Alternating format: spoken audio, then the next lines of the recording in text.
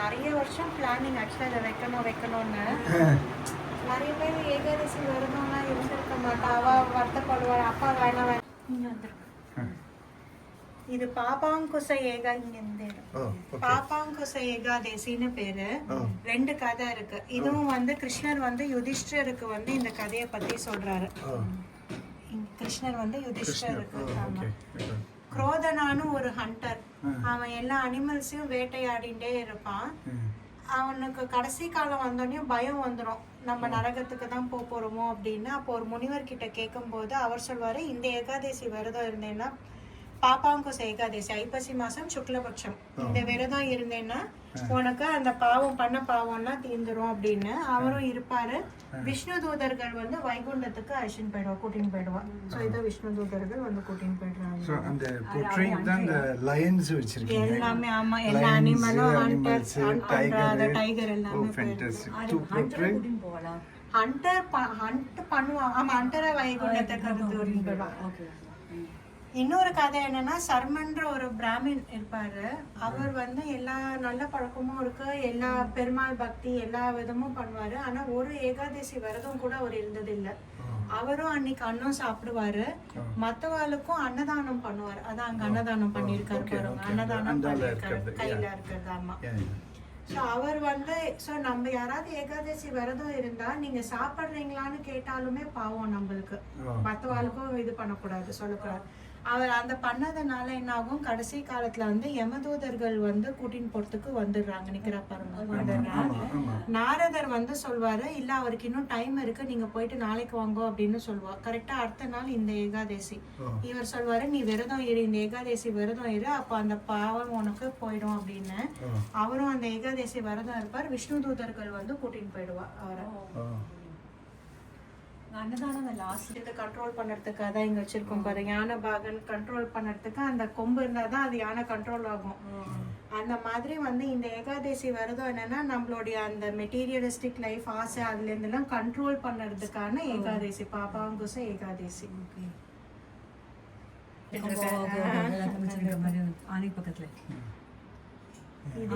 இது யானை அந்த பாகம்.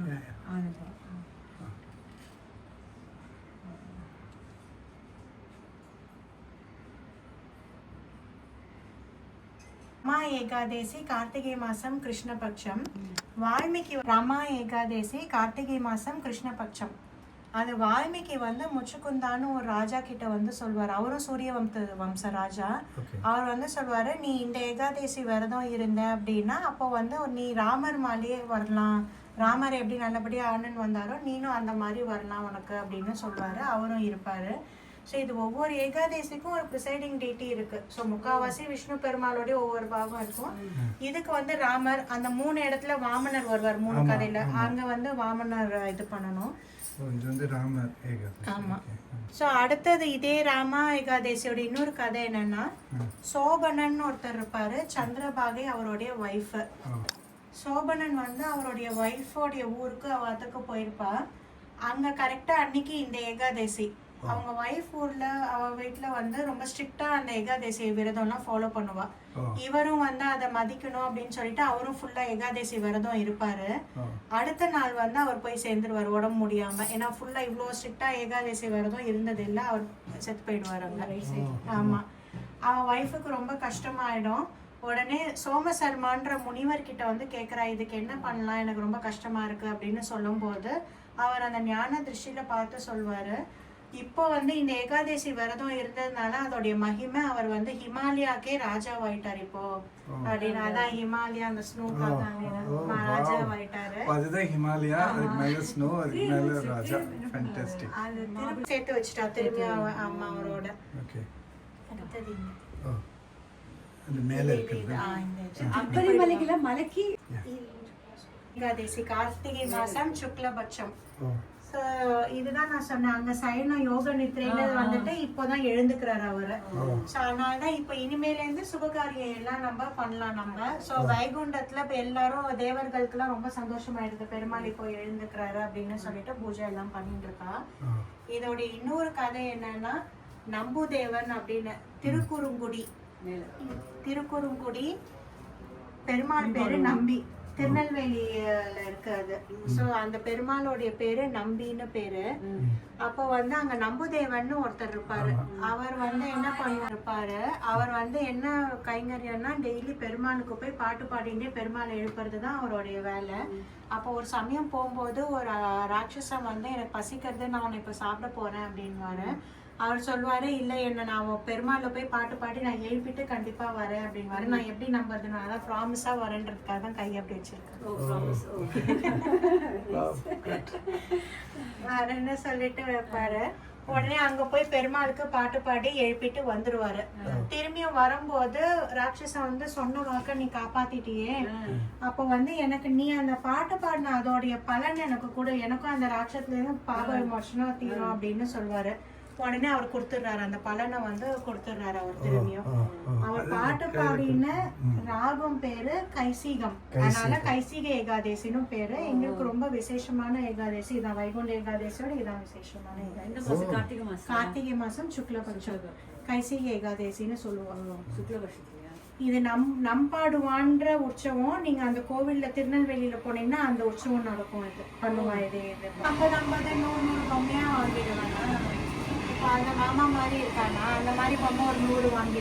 உற்பத்தினா உருவாருதுன்னு அர்த்தம். ஸோ இங்க முரான்னு ஒரு அசுரன், அவர் வந்து ரொம்ப பலசாலி. அவருடைய வரம் என்ன அப்படின்னா ஒரு பொண்ணு கையால தான் சாகணுன்றது தான் அவருடைய வரன். அவர் தேவர்கள் எல்லாரையுமே ஜெயிச்சிருவாரு, அவளால ஜெயிக்க முடியாது. அவ பெருமாள் கிட்ட போய் கேட்பா, பெருமாளும் ஒரு 1000 வருஷம் அவனோட சண்டை போட ஜெயிக்க முடியாது. அவருக்கு தெரியும் இந்த மாதிரி அவனுக்கு வரம் இருக்கிறது தெரியும். அப்போ வந்து அவர் என்ன பண்ணுவாரு, ஒரு குகைக்குள்ள போய் பயந்துட்டு போய் ஒழிகிற மாதிரி அந்த மாதிரி நடிச்சு ஒழிஞ்சுருவாரு அங்க. அவர் ஆமா பெருமாள் அந்த ஒழிஞ்ச குகை பேரு ஹிமாவதி குகைன்னு பேரு, கேவ்னு பேரு. அவர் உடம்புல இருந்து ஞானத்தால் வர தேவி தான் ஏகாதேசி தேவின்னு பேரு. அவ வந்து இவரை ஜெயிச்சிருவா.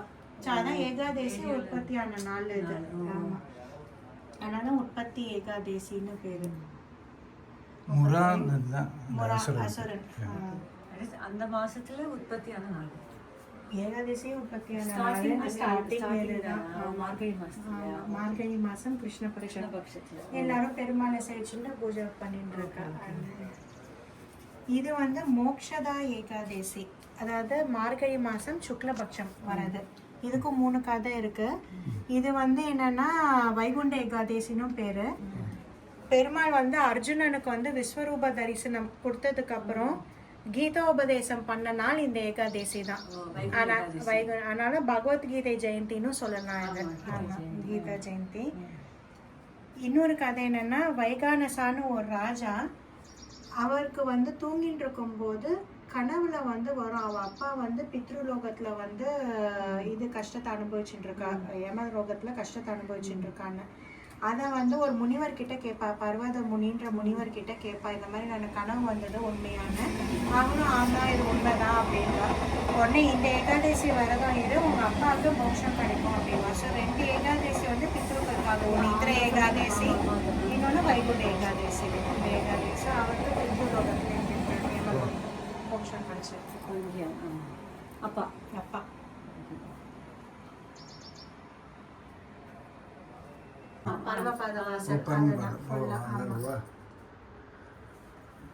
வைகுண்ட ஏகாதசி.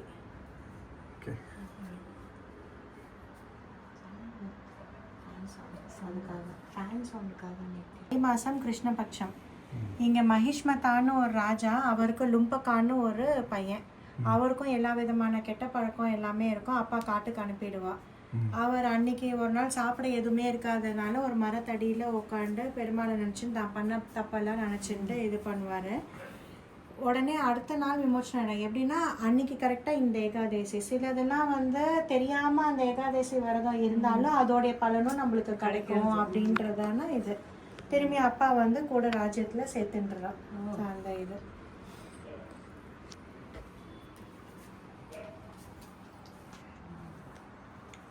இது இது இது banyan tree banyan tree. Oh, beautiful. Okay. Right. Really nice. அது வந்து தை மாசம் சுக்லபட்சம். இது பீஷ்ம ஏகாதசின்னு பேர் இதுக்கு. இது வந்து என்னன்னா சுகேதுன்னு ஒரு ராஜா, சம்பங்கை ராணி, அவளுக்கும் குழந்தை பாக்கியம் புத்திர பாக்கியம் இருக்காது. ஆமா, இது ஃபுல்லாவே அவள் எல்லா ஹோமும் எல்லாமே பண்ணுவா, ஆனாலும் பாக்கியம் இருக்காது. அப்போ வந்து முனிவர்கள்லாம் சொல்லுவா இந்த ஏகாதேசி விரதம் இருந்தால் புத்திர பாக்கியம் கிடைக்கும்னு. ஸோ ஏகாதேசி விரதம் இருக்கா புத்திர பாக்கியம் கிடைச்சிருக்கு. அந்த ஃபங்க்ஷன்னால எல்லாருக்கும் இது Fantastic. பண்ணுவாங்க. இந்த பொங்கல் செட்டோட வரும்ல தேங்காய் பாருங்க. Yeah, தேங்காய் fantastic. தேங்காய் கோகனட் அதுலேயும் 3 கண்ணெல்லாம் இருக்கிற மாதிரி வச்சுருக்கீங்க. இது சும்மா அன்னம் சாப்பிட்றதுக்கு அந்த பரிமாறம் இருக்கு. அந்த இடத்துலலாம் அன்னம் போடுற மாதிரியே வச்சிருப்பாங்க கையில். பீஷ்ம ஏகாதேசின்னு பேரு. பீஷ்மர் வந்து அம்பு படுக்கையில படுத்துட்டு இருக்கும் போது அன்னைக்கு விஷ்ணு சரஸ்நாமம் அன்னைக்கு தான் கிருஷ்ணர் முன்னாடி சொன்னாரு. ஸோ அதனால பீஷ்ம ஏகாதேசின்னு பேரு. அம்பு படுக்கையில படுத்துட்டு இருக்காரு. பீஷ்மர் தான் கிருஷ்ணரே அது கரெக்டாக தான் ஆத்தரைஸ் பண்ணுவாங்க. அதுதான் அவர் முன்னாடி சொன்னாரு. இது லைட் அப்புறம் போட்டா இது கரெக்டா அம்புல. இது வந்து சத்திலா ஏகாதேசின்னு பேரு. மாசி மாசம் கிருஷ்ணபட்சம். திலானா எள்ளு. எல்லா சத்து 6 விதமா யூஸ் பண்ணலாம் நம்ம அன்னைக்கு. ஒன்று எள்ளை தண்ணியில போட்டு குளிக்கலாம். குளிக்கிறது. எள்ளை அன்னைக்கு சாப்பிடலாம். எள்ளை அன்னைக்கு உடம்புல பேஸ்டா தடவிக்கலாம். பேஸ்ட் மாதிரி பண்ணி உடம்புல தடவிக்கலாம். எள்ளை தானம் பண்ணலாம். எள்ளை ஓமத்துல சேர்த்துக்கலாம். எள்ளை பெருமாளுக்கு வச்சு பூஜை பண்ணலாம். 6 விதமா அன்னைக்கு யூஸ் பண்ணலாம் அந்த இதை. ஸோ அது குளிக்கிற மாதிரி அங்கே காட்டியிருக்கீங்க. இங்கே வந்து சாப்பிட்ற மாதிரி உடம்புல பேஸ்ட் இருக்கு. தானம் பண்ணி. Okay, fantastic. இதோடைய கதை என்னன்னா, ஒரு லேடி இருப்பா. அவ பெருமாள் விஷயம் பகவத் விஷயம் ரொம்ப ஜாஸ்தி. பெருமாள் இது நம்பிக்கை ஜாஸ்தி. பூஜை எல்லாமே பண்ணிட்டு இருப்பா. ஆனா அவ அன்னதானம் மட்டும் பண்ணதில்லை. அவ பெருமாளே ஒரு பிராமணன் வேஷத்துல வந்து அவகிட்ட அன்னதானம் வேணும்னு கேட்பா.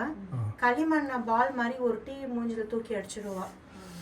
ஆனாலும் அவ சொர்க்கத்துக்கு போயிடுவா. ஏன்னா பகவத் விஷயம் பயங்கரமா பண்ணதுனால. சொர்க்கத்துல வந்து எல்லா விதமான கம்ஃபர்ட்டும் கிடைக்கும். சாதம் மட்டும் அன்னதானம் பட்னியோட இருப்பா, அது மட்டும் கிடைக்காது. ஏன்னா அந்த இது பண்ணாததுனால. அப்ப அழுதுண்டே பெருமாள் கிட்ட கேக்குறா. அழகா தெரியுதா? அழகா பாருங்க. ஆமா அதான். உடனே வந்து பெருமாள் வந்து சொல்வாரு, இங்க யாராவது வர தேவதை கிட்ட இந்த ஏகாதேசியோடைய பலனை நீ வாங்கிக்கோ, உனக்கு அந்த பண்ண பாவம் நிவர்த்தி ஆயிடும் அப்படின்னு சொல்லிட்டு நிறைய பேர் தரமாட்டா. ஒரு தேவதை மட்டும் அந்த பலனை கொடுக்குறா. கையில பிடிச்சிட்டு கொடுக்குறா பாருங்க பலனை. உடனே அவளுக்கு நிவர்த்தி ஆயிடும். ஸோ இந்த ஏகாதேசி நம்மளுக்கு சொல்ல வருது என்னன்னா, பெருமாள் வர்ஷிப் பண்ணா மட்டும் போறாது, சேரிட்டியும் நம்ம பண்ணணும். அதுக்காக இது ரொம்ப அதான். ஜெயா ஏகாதேசி மாசி மாசம் சுக்லபட்சம். அது வந்து இந்திரன் சபையில வந்து மால்யவான் புஷ்பாவதின்னு தம்பதிகள் இருப்பா. மால்யவான் பாட்டு பாடுவார், புஷ்பாவதி டான்ஸ் ஆடுவா.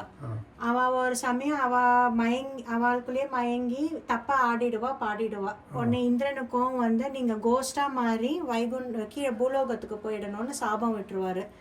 கோஸ்டா அங்க மாறிடுறா, கீழே பூலோகத்துக்கு வந்துடுறா. அன்னைக்கு வந்து சாப்பிட எதுவுமே கிடைக்காது. ஸோ அன்னைக்கு அப்படியே பட்னியோடயே இருந்து பெருமாளை நினைச்சுட்டே இருப்பா. கரெக்டா அன்னைக்குன்னு இந்த ஏகாதேசி. ஸோ சொன்ன மாதிரி 3 இடத்துல வந்து தெரியாமையே அந்த விரதம் இருப்பா. அப்ப அந்த பலன் கிடைக்கும். அடுத்த நாள் பார்த்தா திரும்பி அவளுடைய பழைய நிலைமைக்கு வந்துடுவா. இந்திரனுக்கும் அப்பதான் தெரியும் இந்த ஒரு ஏகாதசி விரதம் இருந்தாலே கோஸ்வாமில இருந்து கூட நிவர்த்தி ஆறுதே அப்படின்னு அவரும் கூட சேர்த்துருவார் திரும்பியும் அந்த கதை. அடுத்தது ஜெயா ஏகாதேசி, விஜயா ஏகாதேசி. பங்குனி மாசம் கிருஷ்ணபட்சம். விஜயானா வெற்றி கிடைக்கிறது நம்மளுக்கு. ராமர் வந்து இந்த ஏகாதேசி விரதம், ராமரும் வானர கூட்டமும் இந்த ஏகாதேசி விரதம் இருந்ததுனாலதான் அதோடைய பலன் என்னன்னா, சமுத்திரராஜனை கடந்து ராவணனை போய் ஜெயிச்சதுடைய பலன். அது ஜெயிப்பாரு கிடைக்கும்.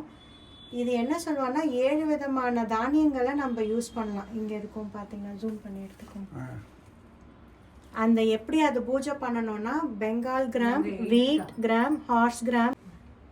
Okay, Bengal gram, wheat, horse gram, green gram, rice, wheat, black sesame, white beans, chickpea, black gram. இது எல்லாத்தையும் நம்ம வச்சு அது மேல கலசம் வச்சு அவர் பாருங்க பூஜை பண்றாரு பாருங்க கையில ராமர். ராமர் பூஜை ராமர், ஆஞ்சநேயர் எல்லாருமே இருக்கா. சுக்ரீவன் எல்லாமே பூஜை பண்றோம். அத பண்ணதுனால பலன் தான் இந்த ஜெயிக்கிறது, வெற்றி கிடைக்கிறது அவளுக்கு. கடைசி ஸோ ஏகாதசி. இது வந்து அந்த டைம்ல பண்ணது. ஆமா அந்த ராமர் வந்து அப்ப சமுத்திரத்தை கடக்கணும்ல, கடக்கிறதுக்கு முன்னாடி. அப்ப பூஜை பண்ணுவா. ஏன்னா முதல்ல ஃபர்ஸ்ட் நம்ம ஈவன் நம்ம இப்ப போய் பீச்ல நான் கால் நனைக்கணும்னாலே சமுத்திரராஜன் கிட்ட பர்மிஷன் கேட்கணும். நான் காலை நனைக்கலாமான்னு பர்மிஷன். அப்போ அவர் வந்து இந்த பர்மிஷன் கேட்பாரு. அப்போ இந்த ஏகாதசி கரெக்டா வந்தது. முனிவர்கள்லாம் நீ இந்த ஏகாதசி விரதம் இந்த மாதிரி பூஜை பண்ணுன்னு சொல்லுவா. ஸோ அதனால தான் அவ ஜெயிக்கிறது, வெற்றி கிடைக்கும் அவளுக்கு. அமலாக்கா ஏகாதசி கடைசி பங்குனி மாசம் சுக்லபக்ஷம்.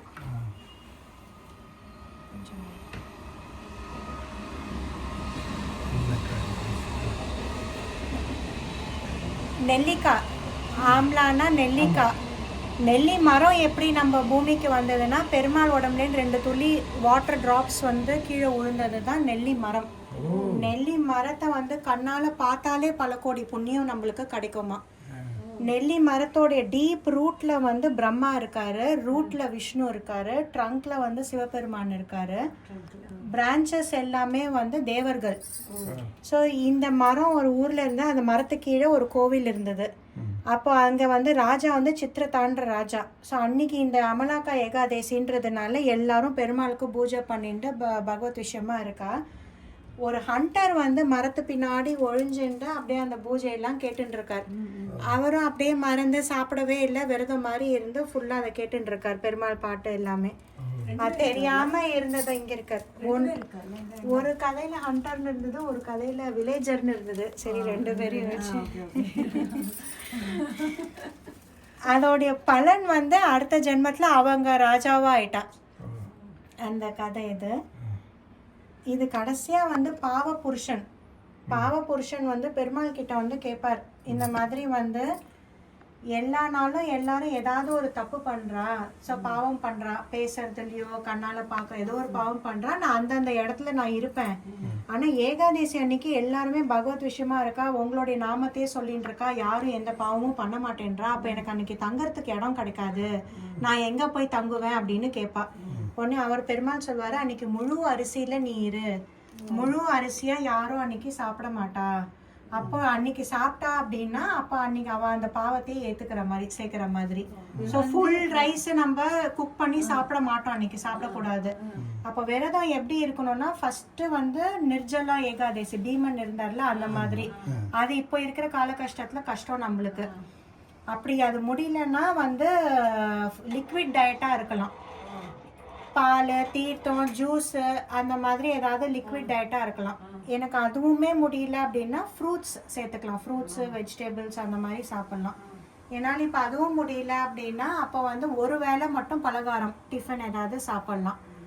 அதுவும் முடியலன்னா கடைசியாக இந்த அரிசியை வந்து ரொம்ப வயசானவா முடியாதவா அரிசியை வந்து பின்னம் பண்ணி உடைச்சு ரவை மாதிரி உடைச்சு குக் பண்ணி சாப்பிட்லாம், அந்த மாதிரி சாப்பிட்லாம். அது லாஸ்ட் ஆப்ஷன். அன்னைக்கு தங்கறதுக்கு இடம் இருக்காது, மீதி நாள்ல இப்போ நான் தப்புன்னா அப்ப என் இடத்துல அவன் இருக்கிற மாதிரி அர்த்தம். சோ ஏதாவது ஒரு இடத்துல பாவம் பண்ண இடத்துல இருக்கிற பேரு தான் அது. லைட்டு ஃபேன் போடுறாங்க, அந்த லைட் எங்க வரும்? இல்ல, அவர் அம்பு விடும் போது நம்ம நெருப்பு வர மாதிரி அர்ஜுனன் கையில இருந்து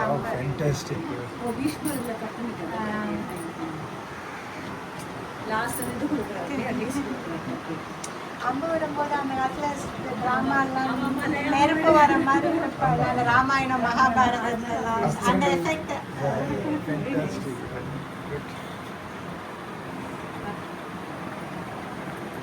So beautifully done. Okay.